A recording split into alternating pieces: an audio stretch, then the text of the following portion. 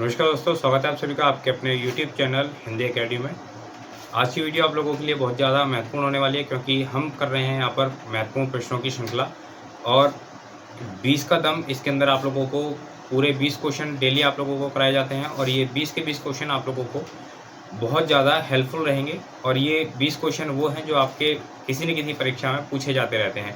किसी भी एग्ज़ाम की अगर आप लोग तैयारी कर रहे हैं, चाहे आप यूपी टीजीटी, पीजीटी की कर रहे हैं, एनवीएस की कर रहे हैं, केवीएस की कर रहे हैं, डीट्रिपल की कर रहे हैं या फिर अन्य किसी एग्ज़ाम की तैयारी कर रहे हैं, तो सभी एग्ज़ाम के लिए ये क्वेश्चन्स आप लोगों के लिए बहुत ज़्यादा महत्वपूर्ण रहेंगे। चलिए तो शुरू करते हैं आज की अपनी क्लास और एक-एक करके देखते हैं सभी महत्वपूर्ण प्रश्नों को।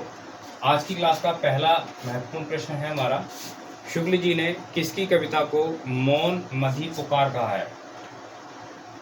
मौन मधी पुकार। शुक्ल जी ने किसकी कविता को कहा है मौन मधी पुकार? तो उत्तर क्या होगा? घनानंद।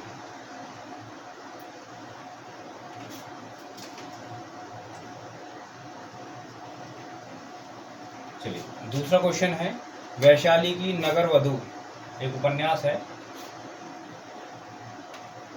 वैशाली की नगर वधू, वैशाली की नगर वधू ये जो उपन्यास है किसका है? ये है चतुरसेन जी का। वैशाली की नगर वधू बहुत ही ज़्यादा महत्वपूर्ण है। एक पंक्ति है, आप बताएंगे किसकी है? चंदन विश्व व्यापक रहे। चंदन विश्व व्यापक नहीं, लिपटे रहत भुजंग। किसकी पंक्ति है ये बताना है। चंदन विश्व व्यापक नहीं, लिपटे रहत भुजंग, ये जो पंक्ति है किसकी है? रहीमदास जी की। नंबर 4,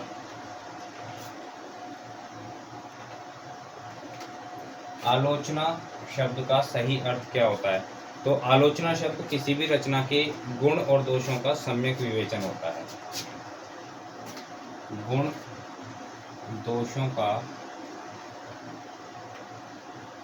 सम्यक विवेचन, ये आलोचना कहलाती है। अगला प्रश्न है, नाटक के अंदर जो सूत्र संचालन का कार्य करता है, नाटक में सूत्र संचालन का कार्य करने वाला कौन कहलाता है? नाटक में सूत्र संचालन का कार्य करने वाला क्या कहलाता है? तो उसे कहते हैं सूत्रधार।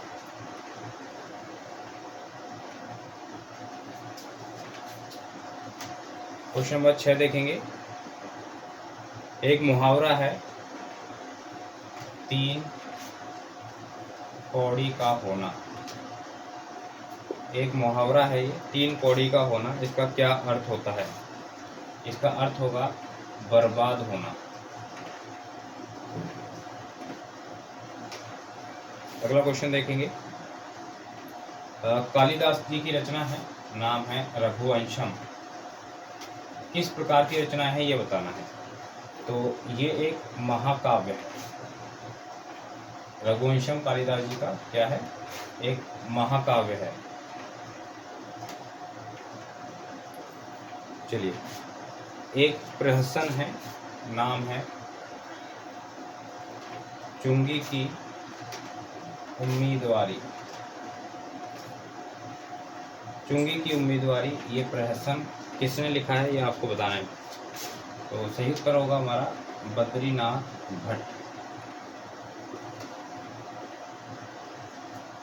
क्वेश्चन नंबर 9 देखिए,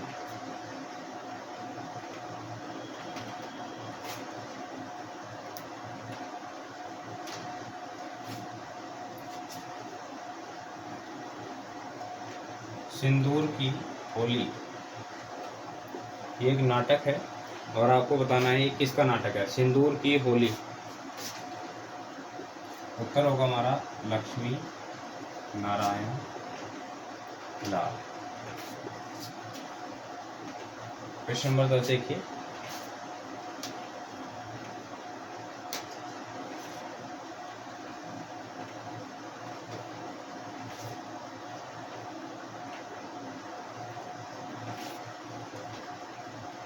मैं इनसे मिला, ये किस विधा की रचना है ये आपको बताना है। मैं इनसे मिला किस विधा की रचना है, तो ये एक साक्षात्कार है। अब कमेंट बॉक्स में आप लोग मुझे बताएं कि ये साक्षात्कार किसका है। और एक बहुत ही महत्वपूर्ण शब्द है जिजीविषा, कई बार एग्जाम में पूछा जाता है। तो जिजीविषा जो है इसका सही अर्थ क्या होगा, तो जिजीविषा यानी जीने की इच्छा। जिजीविषा का अर्थ होगा जीने की इच्छा।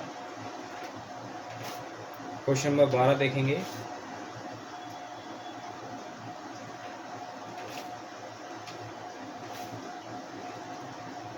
दंपत्ति शब्द का अर्थ क्या होता है, तो दंपत्ति शब्द का अर्थ होगा पति पत्नी।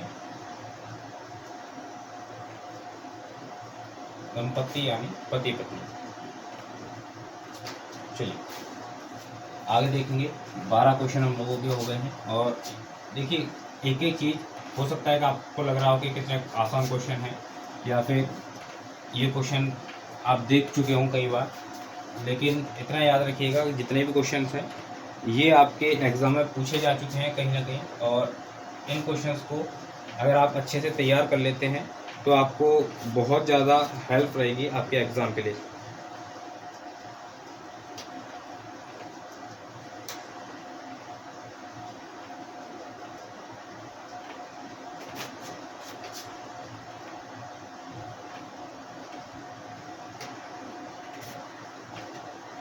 देखिए क्या लिखा है, खग कुल कुल खग कुल कुल कुल सा बोल रहा। यहाँ पर आपको बताना है अलंकार कौन सा है। खग कुल कुल कुल सा बोल रहा, यहाँ पर आपको बताना है अलंकार कौन सा है। तो इन पंक्तियों में कौन सा अलंकार है, यमक अलंकार। यमक अलंकार की विशेषता क्या होती है ये आप लोग मुझे एक बार कमेंट बॉक्स में बताएं जरूर। यमक अलंकार कई बार मैंने आपको चैनल पर कराया हुआ है, तो उसकी विशेषता आप लोग बताएं।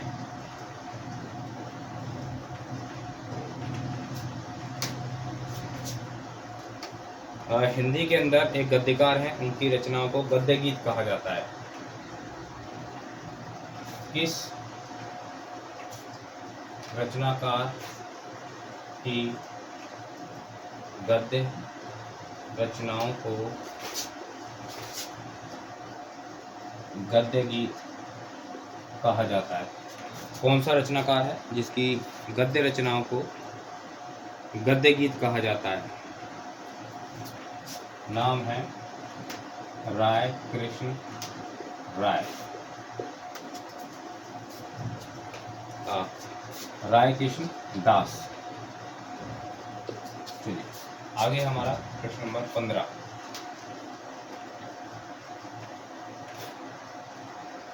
बहुत ही महत्वपूर्ण क्वेश्चन है। हिंदी का एक साहित्यकार जिसने मेरा परिवार रचना में पशु पक्षियों को भी अपने परिवार का अंग मानकर उन पर लिखा है, किसकी रचना है। आपको बताना है सीधा सीधा मेरा परिवार। इसमें दो चीज़ें हैं। पहले तो आप ये बताएं कि मेरा परिवार जो है ये रचना किसकी है, तो सही उत्तर क्या हो जाएगा, महादेवी वर्मा। और कई बार ये क्वेश्चन पूछा गया है कि मेरा परिवार के अंदर किस चीज़ का वर्णन है, तो पशु पक्षियों का वर्णन है इसके अंदर, और उन्होंने पशु पक्षियों को भी अपना परिवार मानते हुए रचना लिखी है।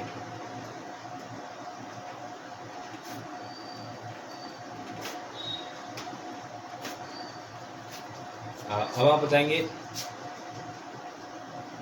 दीप जले शंख बजे। दीप जले शंख बजे, इसके लेखक कौन है, तो ये लिखी है कन्हैया लाल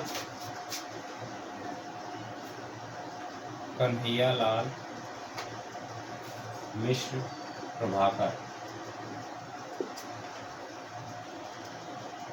प्रश्न नंबर 17, एक कविता है जिसका नाम है हिमाद्री। किसकी है ये कविता, ये बताना है। हिमाद्री कविता जो है वो है सुमित्रा नंदन पंत जी की। अगला देखेंगे 18 नंबर, रेडियो रूपक का क्या मतलब होता है।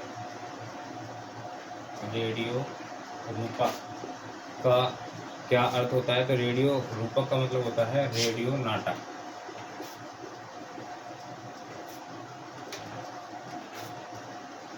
चलिए अगला देखेंगे,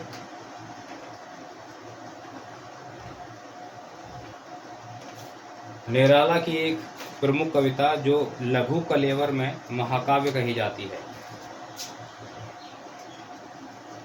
निराला की कविता जो लघु कलेवर में महाकाव्य कही जाती है। बताइए, निराला जी की कविता जो लघु कलेवर में भी महाकाव्य कही जाती है, नाम है राम की शक्ति पूजा। बहुत महत्वपूर्ण है, कई बार पूछ लिया जाता है कि राम की शक्ति पूजा किसकी रचना है, आप लोगों को पता होना चाहिए। अगली और लास्ट है हमारी भस्मांकुर नाम का एक खंड काव्य है। किसका है ये बताना है। भस्मांकुर ये है हमारा नागार्जुन। भस्मांकुर नाम का जो हमारा खंड काव्य है ये है नागार्जुन का। तो ये हुए आज के हमारे दोस्तों 20 प्रश्न, और ये 20 के 20 प्रश्न आप लोगों को बहुत ज़्यादा हेल्प करेंगे। इससे पहले कि अगर क्लासेस आप लोगों ने मिस कर दिए हैं, नहीं देखी हैं, तो ज़रूर देख लीजिएगा। और आगे इस पूरी सीरीज़ में आप लोगों को बहुत ज़्यादा इम्पोर्टेंट क्वेश्चंस मिलने वाले हैं, तो इस सीरीज़ को आप लोग देखते रहें, आपके एग्ज़ाम के लिए बहुत ज़्यादा हेल्पफुल रहेंगी। साथ ही एक ई बुक उपलब्ध है हमारे पास में, जिसके अंदर 2000 से अधिक महत्वपूर्ण प्रश्नों का संकलन है, और ये ई बुक आप लोगों को बहुत ज़्यादा हेल्प करेगी आपके एग्ज़ाम में। लगभग 60 से लेकर के 70% तक आप यहाँ से प्रश्न जो है अपने एग्ज़ाम में देख पाते हैं। अब तक कई एग्ज़ाम हुए हैं जिसमें स्टूडेंट्स ने इस बुक को पढ़ा और 60 से 70% तक अंक वहाँ पर जो है वो आराम से लेके आ जाते हैं, एक ही बुक पढ़ करके। पूरा साहित्य, पूरी व्याकरण आप लोगों को नहीं पढ़नी पड़ती है। इसके लिए आपको करना क्या है, मैं यहाँ पर नंबर आपको दे रहा हूँ। नंबर है 9310455690।